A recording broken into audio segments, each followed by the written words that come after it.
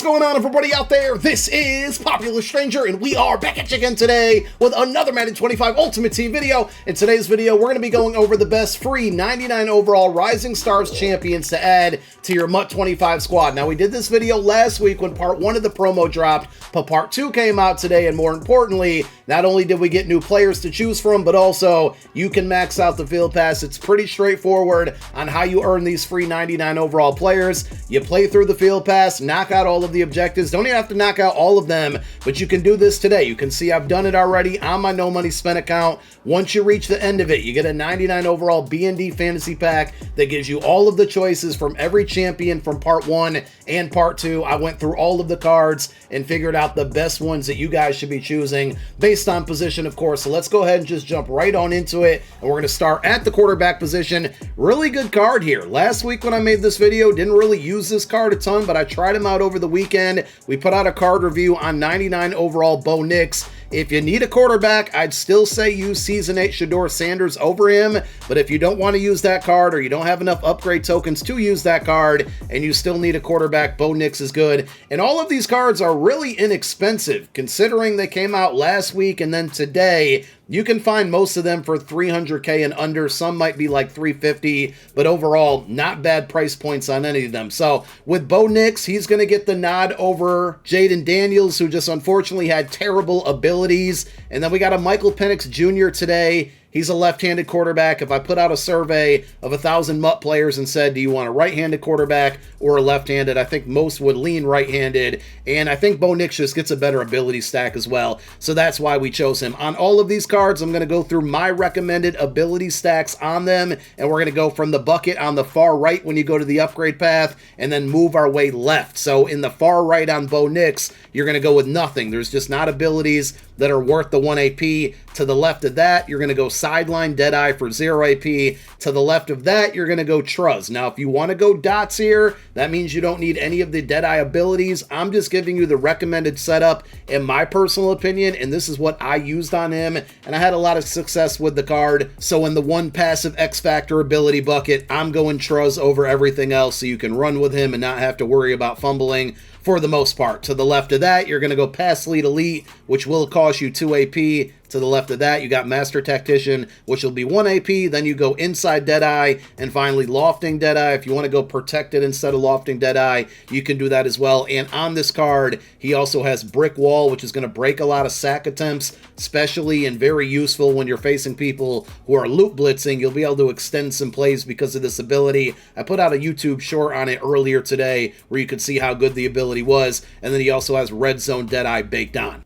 This next card, I'm really intrigued and curious to see how he plays. It's Tyrone Tracy. He's pretty much the only running back to choose from. Jahmyr Gibbs got a card from this promo, but it's an LTD, so you can't choose that one. My only thought on this card is the 210 pounds. Is he going to be too small and unable to break tackles despite the really good ability stack that he has? As far as the attributes go, I mean, you got 99 speed, acceleration, carry, catching, change of direction, trucking. His break tackles at 97. He gets great abilities and great attributes. Again, at the running back position, just curious how that 210 pounds is going to play out on the field. But as far as the abilities go, he gets goal line back and first one free baked on, which aren't the greatest stack of abilities to have baked on, but everything else is really good. So from right to left, you got Tank for 0 AP, then Human Joystick for 0 AP. In the passive X Factor bucket, I would go Angry Runs. That is going to be worth the 1 ability point, but it's definitely worth it. One of the best abilities in the entire game. To the left of that, you got Evasive for 0, then Bruiser for 0, Steamroller for 0, and finally Balance Beam for 0. Like I said, this card gets a really, really good ability stack.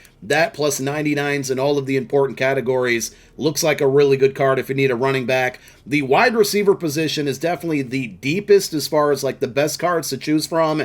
I did narrow it down to one card, and that's going to be Andre Iovas. Really good card, attribute-wise, 6'3", 99 speed, catching traffic, short route running, mid route running, and deep deep route running. I mean, this card actually looks like a golden ticket when you look at the attributes, and his ability stack isn't half bad either. Now, I've seen some screenshots. His player model on the field is really big. I don't know if that's just in the solos or if it's the solos and if you play him online. I actually added this card to my team. I just haven't had a chance to play any games with him, but I'm definitely expecting really good production from him. Jamison Williams and Cedric Tillman are also really good cards to choose from, but Iovas doesn't need a theme team to max out the speed. He's 6'3". As far as the ability stacks go, he has Yak 'em Up and Grab and Go baked on, which is a really good set of abilities there, specifically with Yak 'em Up. And when you look at his ability stack in the upgrade path, the bucket furthest to the right, you're not going to equip anything. There's just nothing in there that's worth the ability point.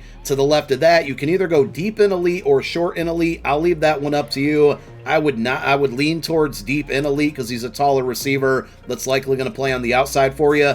To the left of that, it's up to you. You can either go double me, which I chose to go with. That helps you beat man press, and it's just ability that comes in clutch when you least expect it. The other option is Truz. Now, if you're struggling with fumbles, as a lot of people are, because all the avalanches on the field, you can certainly go Truz over double me, but the fact that he has Yak 'em Up baked on is certainly helpful there to make the decision between the other two there. To the left of that passive X Factor bucket, you're going to go Route Technician for 1 AP. To the left of that, Evasive for 0 AP. Then Mid Out Elite, which is going to be mid in and mid out together. So what I meant to say is mid elite, which is mid in and mid out together. You can go there, and then to the left of that, I'll leave that one up to you. I went with Run Off Elite, which is supposed to be helpful in the run game, but there's just not a lot of great options there. But I do think this is one of the better cards from the entire group of players to choose from.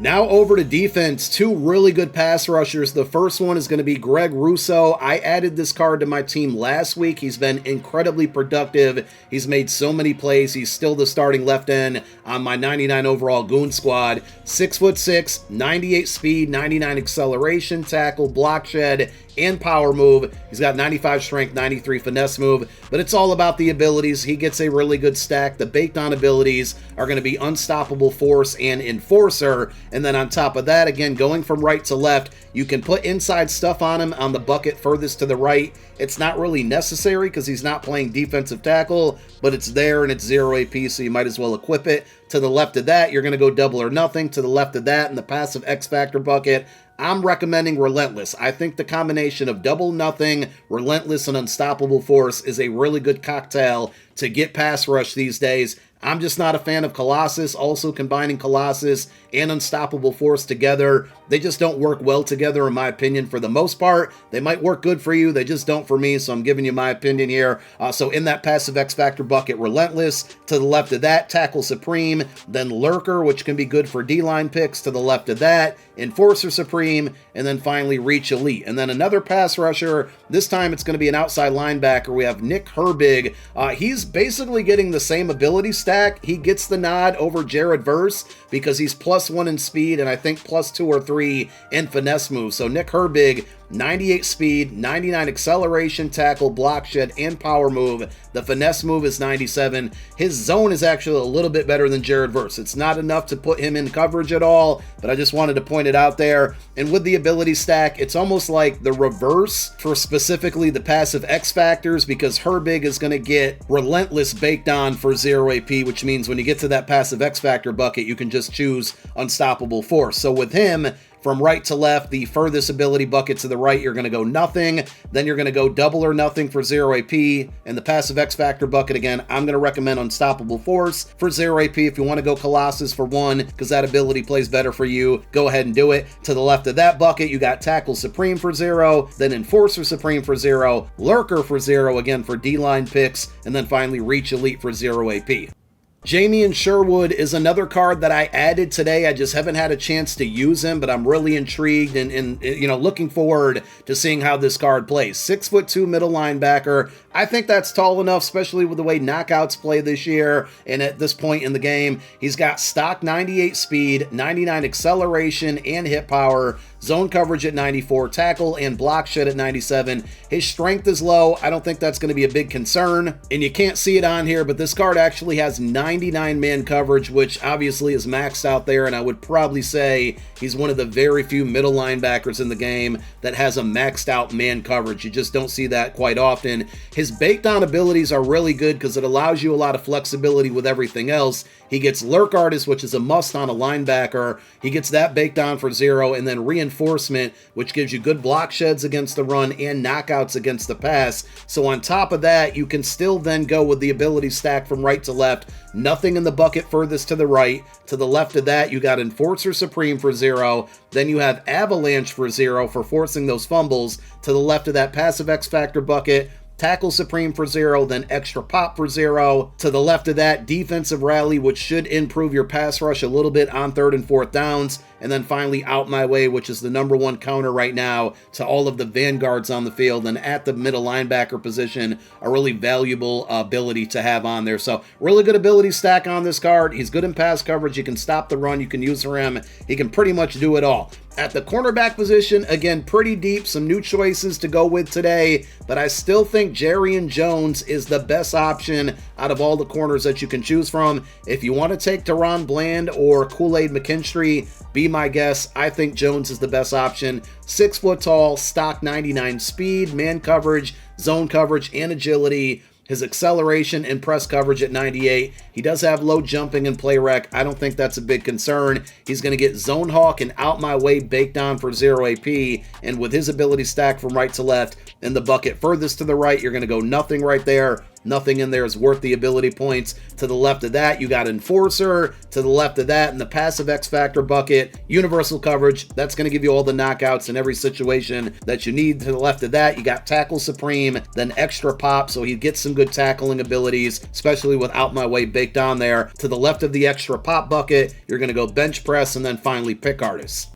In today's content drop, we got 2 free safeties to choose from. So the one that we're not going to recommend is Jalen Petrie, who is 5'11". The card I am going to recommend is 5'10", free safety Malik Mustafa. I just think he's the better card. And again, at this point, that 1-inch height difference, I don't think is going to be a huge factor because both of these cards get universal coverage, and as long as they're in the the range of the pass receiver, they're going to get those knockouts in man and zone coverage. So he's got 98 speed, 99 acceleration, man coverage, zone coverage, hit power, pursue. His tackles at 97, play rec at 92. He's got a really good stack of baked on abilities with Avalanche and Enforcer. And if you got Avalanche, that frees up the passive X Factor bucket to utilize universal coverage, which is a must. So his ability stack furthest to the right, again, nothing in that far right ability bucket, nothing worth the AP there. To the left of that, you got Unfakeable, which is one we don't often use, but it's the best choice in that bucket.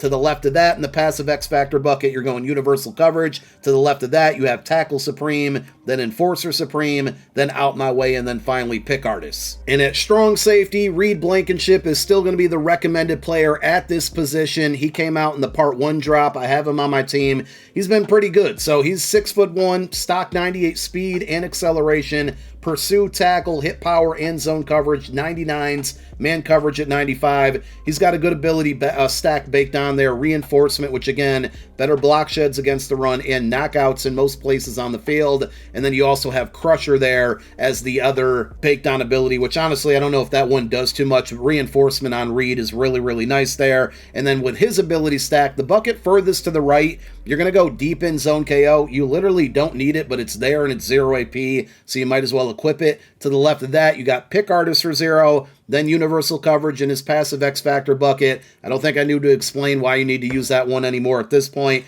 To the left of that, Tackle Supreme, then Enforcer Supreme, then Extra Pop, and finally Out My Way. You can probably notice a trend on the majority of these cards here with those ability stacks. But there you have it. Those are the best free 99 overall Rising Stars Champions to add to your squad today after opening up that pack. As far as the very best one, they're all just too good, so I can't really narrow it down to that. It's really going to be based off your position of need. So hopefully after watching this video, you got a little bit more understanding on the route that you might want to go. Let me know which player you picked down below in the comment section, and thank you for watching. My name is Popular Stranger. I'm out. Peace.